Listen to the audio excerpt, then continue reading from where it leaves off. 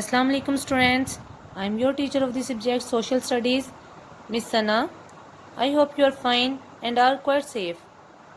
So students, let's start our lecture of class 8. Please open your books from page number 38.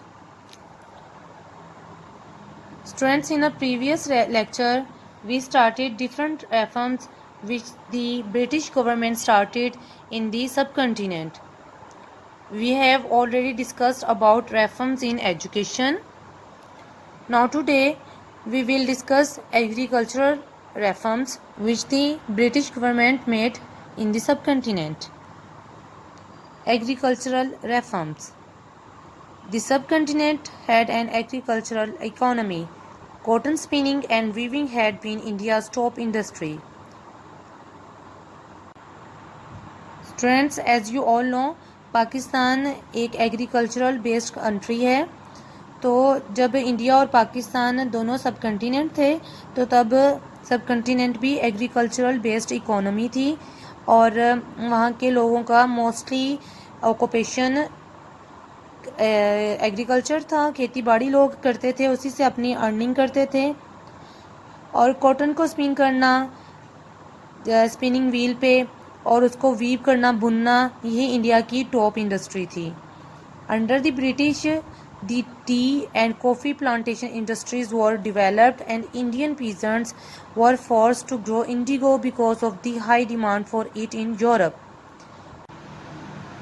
और फिर under British government India में tea और coffee की industry भी start हो गई और Indian peasants means small farmers, उनको फोर्स किया गया ब्रिटिश गवर्नमेंट की तरफ से कि वो अपनी लैंड्स में इंडिगो को प्लांट करे, क्योंकि इंडिगो की यूरोप की मार्केट में बहुत ज़्यादा डिमांड थी। Indigo is a tropical plant of P family. Students, ये एक ट्रॉपिकल प्लांट है पी फैमिली का और इसका कलर डार्क ब्लू होता है। और ये डार्क ब्लू कलर, ये प्लांट जो है अपने डार्क ब्लू कलर की वजह से डाइंग पर्पस में यूज़ होता है, इसीलिए यूरोप की मार्केट में इसकी बहुत ज़्यादा डिमांड थी। और ब्रिटिश गवर्नमेंट यहाँ से इंडिगो इंडिया से लेके जाते थे और यूरोप में उसको बहुत ज़्यादा हैवी अमाउंट में सेल करते थे। The Indians did not like these changes and they rebelled against the government's policies. The first strike against the policies of the British took place in 1859-60. और फिर इंडियंस को ये सारी बातें, ये चेंजेस जो हैं वो बिल्कुल भी पसंद नहीं आ रही थी, तो उन्होंने एक अपनी गवर्नमेंट पॉलिसीज़ के ख़िलाफ़ आवाज़ उठाना शुरू कर दी। Rebel means rise in opposition, वो उसके ख़िलाफ़ हो गए गवर्नमेंट की पॉलिसीज़ के और इस तरह उन्होंने स्ट्राइक कर दी ब्रिटिश गवर्नमेंट के ख़िलाफ़। और पहली स्ट्राइक की गई थी 1859 और 60 में। Move to next page. The greatest effort was placed on the irrigation system in the Punjab and central India.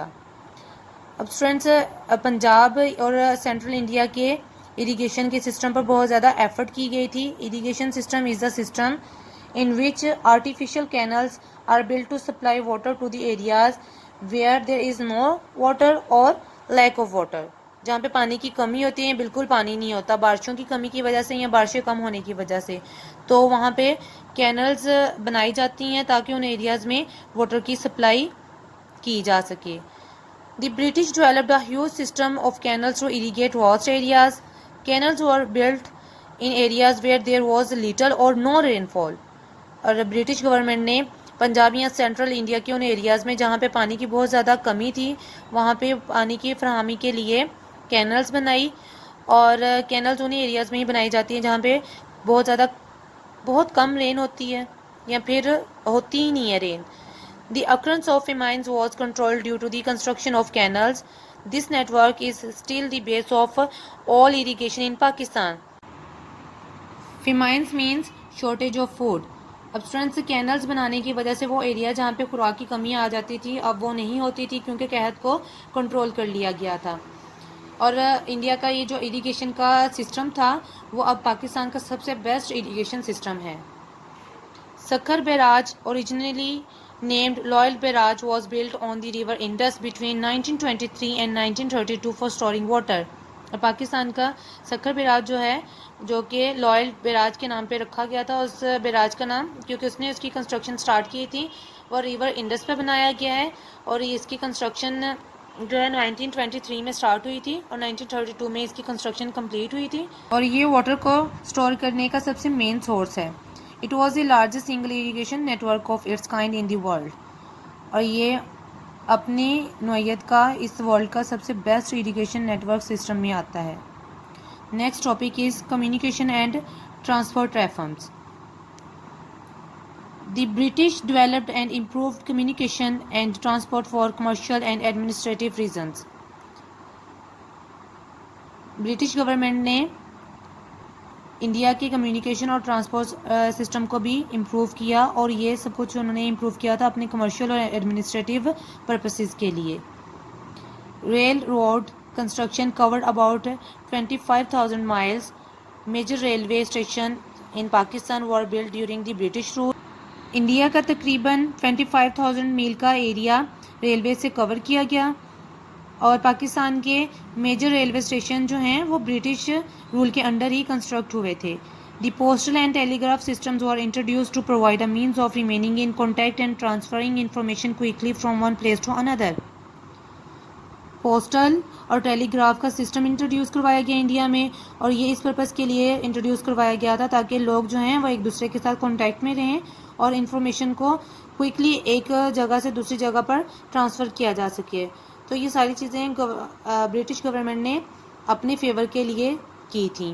Telegrams in those days provided the fastest means of communication, और उस दौर का सबसे फास्टेस्ट मीन्स ऑफ कम्युनिकेशन जो है वो telegrams था। Now move to next page, page number 40. Legal reforms. The legal and political systems in practice today in both India and Pakistan were introduced by the British. Dear students, आज भी India और पाकिस्तान का legal या political जो system है वो British government का ही introduce करवाया हुआ है। Reforms were started in the judiciary by the first Governor General of Bengal, Warren Hastings in 1772। और जुडिशरी के सिस्टम में जो रेफॉर्म्स इंट्रोड्यूस करवाई गई थी वो बंगाल के जो फर्स्ट गवर्नर जनरल था जिसका नाम वॉरेन हेस्टिंग्स था, उसने 1772 में इंट्रोड्यूस करवाई थी। Besides other things, administrative justice was to be handled according to the Quran for Muslims and shastra, Hindu sacred rules for Hindus. Indian जजेस were appointed in criminal courts. और इस तरह की और बहुत सी बातों के अलावा इंडिया के लोगों को जस्टिस जो है वो मुसलमानों के लिए कुरान के मुताबिक और हिंदुओं के लिए शास्त्रा के मुताबिक जस्टिस प्रोवाइड किया जाने लगा, और इंडियंस को क्रिमिनल कोर्ट्स में एज जजेस अपॉइंट किया जाने लगा। Now move to next topic, administrative reforms. The model of administration which the British introduced in India is still followed in Pakistan to a very large extent. India में British government ने जो administrative reforms start की थी या जो administration का model introduce करवाया था, अभी भी पाकिस्तान में काफ़ी हद तक उसी को फॉलो किया जाता है। India was divided into provinces for administrative purposes.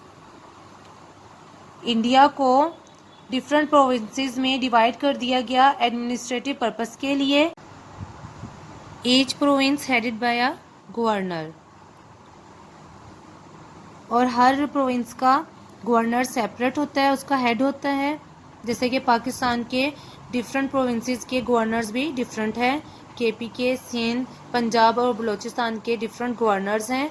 Provinces were further divided into divisions and then districts, और प्रोविंसेस की आगे डिवीजन की जाती है, उनको डिवाइड किया जाता है डिफरेंट डिवीजन्स में, और डिवीजन्स को डिवाइड किया जाता है डिस्ट्रिक्ट्स में। और ये सारा कुछ स्टूडेंट्स इसलिए किया जाता है ताकि प्रोविंस को या फिर एक कंट्री को स्मूथली रन किया जा सके। Each district was controlled by a district officer also known as district magistrate और deputy commissioner, who was chosen from the Indian civil service. और फिर हर डिस्ट्रिक्ट को एक डिस्ट्रिक्ट ऑफिसर, जिसको डिस्ट्रिक्ट मजिस्ट्रेट या डिप्टी कमिश्नर कहते हैं, वो उसके अफेयर्स को देखता है, उसको कंट्रोल करता है। और उस डिस्ट्रिक्ट मजिस्ट्रेट या डिप्टी कमिश्नर को इंडियन सिविल सर्विस ICS के थ्रू चूज़ किया जाता था, जिसको अब CSS के थ्रू चूज़ किया जाता है। In order to obtain a position in the Indian Civil Service, a candidate had to pass an examination known as the Indian Civil Service Exam. Selection was purely on merit. और Indian civil service में position लेने के लिए, वहाँ पे कोई मुकाम या ओहदा लेने के लिए किसी भी कैंडिडेट को इंडियन सिविल सर्विस का एग्ज़ाम पास करना होता था, और सिलेक्शन जो है वो प्योरली मेरिट बेस पे होती थी। A system of local bodies or self-government was introduced. The system of elections was also introduced. और एडमिनिस्ट्रेटिव रिफॉर्म्स में ब्रिटिश गवर्नमेंट के अंडर लोकल बॉडीज़ या सेल्फ गवर्नमेंट, जिसको के प्रोविंशियल गवर्नमेंट भी कहते हैं, वो इंट्रोड्यूस करवाया गया। और इलेक्शन का सिस्टम भी ब्रिटिश गवर्नमेंट के अंडर ही for the first time India में इंट्रोड्यूस करवाया गया था।